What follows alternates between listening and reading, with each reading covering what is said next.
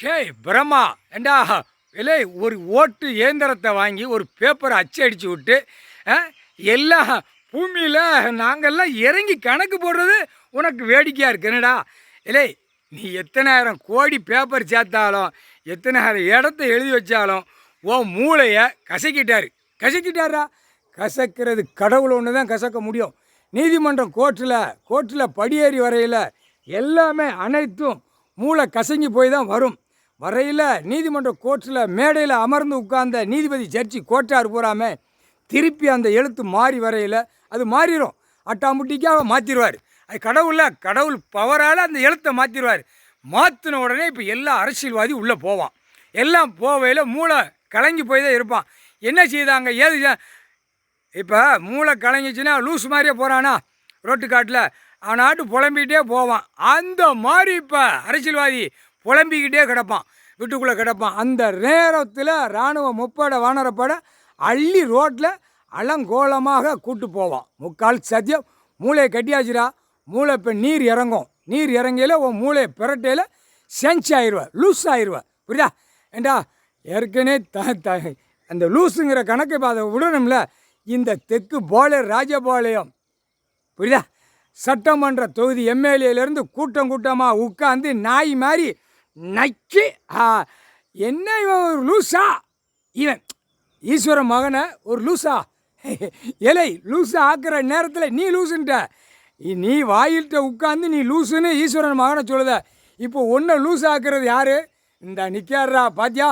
மானிட பிறவிக்கு ஒரு காற்று மூலியமாக விட்டாச்சுன்னா உன் மூளை இலகிரும். இலகணுன்னு லூஸ் ஆயிடுவேன். பூரா ஆணும் பெண்ணும் முண்டத்தோடு தான் போக முடியும். வேறு இப்போ ட்ரெஸ்ஸு கொடுத்துருக்காரு, ட்ரெஸ்ஸு மூளை கலங்கி போச்சுன்னா என்ன ஆகும்? முண்டத்தோடு போவாள். அவுத்து விட்டு நிர்வாணத்து கோலத்தோடு தான் போவாள் ரோட்டு காட்டில். ஆதியில் எப்படி இருந்துச்சு பிறப்பில் உருவாக்குனார்ல அந்த மாதிரி விட்டுருவார். அப்படியே ரோட்டு காட்டில் நாங்கள் ரசிப்போம். பெஸ்ட்டோ பிரம்மா ரசித்து கொண்டே இருப்போம். எப்படி முண்டத்தோடு போகிறத பார்க்கணும்லடா. முண்டத்தோடு போறியா, கணக்கை ஒப்படைக்க போறியான்னு அந்த கேள்வி நாங்கள் கேட்கோம். டெல்லி டு தமிழ்நாடு, தமிழ்நாடு டு டெல்லி, பிரதமர், குடியரசுத் தலைவர், ஜனாதிபதி அத்தனையும் கீழே மந்திரியிலிருந்து முதலமைச்சர் வரைக்கும் கணக்கை நீ ஒப்படைக்கல அப்படின்னா மூளையை கலக்கி விட்ருவார். முதலமைச்சர் டெல்லியிலும் தமிழ்நாடு வரைக்கும் முண்டத்தோடு விட்டுருவார். அவுத்து போட்டு அவனாட்டு ரோட்டில் நிற்பான். எப்படிடா கடவுளால் முடியும்? உன்ட்ட என்னடா பவர் இருக்குது? அரசியல்வாதிகிட்ட என்ன பவர் இருக்குது? வீட்டில் கெட்டுக்கெட்டாக பேப்பர் வச்சு அடைஞ்சி வச்சு மோந்து பார்த்துக்கிட்டு இருக்க. நகை நட்டுகளை வச்சு மோந்து பார்த்து நக்குத. மந்திரிலாம் தமிழ்நாட்டில் ஏகப்பட்டவர் நக்கு தான். இதுக்கு முன்னாடி அங்கே எம்பியாக இருக்கிறவன் பதவி வாங்கியிருப்பான்ல, இந்த கை சின்னம், காங்கிரஸ் சின்னம், பூரா இந்த சின்னத்தில் இருந்தவன் பூரா அங்கே எம்பியாக கிடக்கான். அவன் பூரா விலைக்கு விட்டு நக்கிட்டு கிடக்கான். கூடிய சீக்கிரம் அவன் சேஞ்ச் ஆயிடுவான். புரியுதா? அங்கே கிடக்கான், டெல்லியில் கிடக்கான். இங்கே உள்ள எம்பி அங்கே கிடக்கான். எங்கே கிடக்கான்?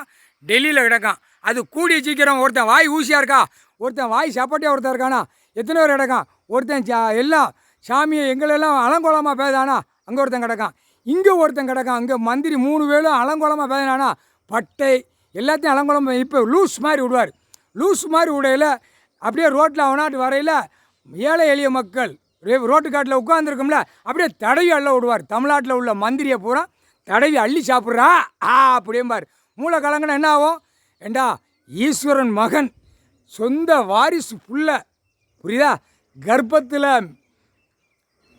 உச்ச காளீஸ்வரருக்கு காளிக்கு பிறந்தவன் தான் 3வது. புரியுதா? பொம்பளை புள்ள மதுரை கோட்டையில் மதுரை மீனாட்சி சுந்தரேசருக்கு பிறந்த புள்ள. புரியுதாடா? ஒவ்வொரு அவதாரத்துலேயும் பிறந்த புள்ள. மூத்தவன் நாகராஜன் பார்வதி பரமசிவனுக்கு பிறந்த புள்ள. அந்த நேரம் ரொம்ப சங்கடப்பட்டு கிடந்தார். புரியுதா? பார்வதியும் பரமசிவனும் 2 பேர் எங்கள் அண்ணி ரொம்ப சங்கடத்தில் இருந்தாங்க. சங்கடத்தில் இப்போ எல்லாம் முடித்து எல்லாமே ரிலாக்ஸாக அப்படியே கைலாசத்துலேருந்து உட்காந்துருக்காரு, பிள்ளையோடு உட்காந்துருக்காரு. வர வாங்கினவன் மன்னராட்சியில் ஆண்டவன் பூரா பேரும் இப்போ அவன் பேரில் பூரா ஓடுதா. இப்போ அவன் பேரில் மந்திரி இருக்கிறவன் பூரா தமிழ்நாட்டில் வர வாங்கினவன் மந்திரியாக பூரா ஆண்டவன். எப்படியே மன்னராட்சியில் ஆண்டவன் அவன் பேர்களை வச்சு ஆட்டுதானா. இப்போ அவன் பேரை பூரா நொறுக்கி அவனை தூக்கி உள்ள செயலறையில் கொண்டு போயிடுவார். முக்கால் சத்தியம் மானிட பேர்களாக 2 கண்ணை வச்சு மூக்கு வச்சு வாயை வச்சு கைலாசத்தில் ஈஸ்வர மகனை நக்கலடா பேதிய. இப்போ நாக்கால் உன்னை ரோட்டு காட்டில் நக்க விடுவார்.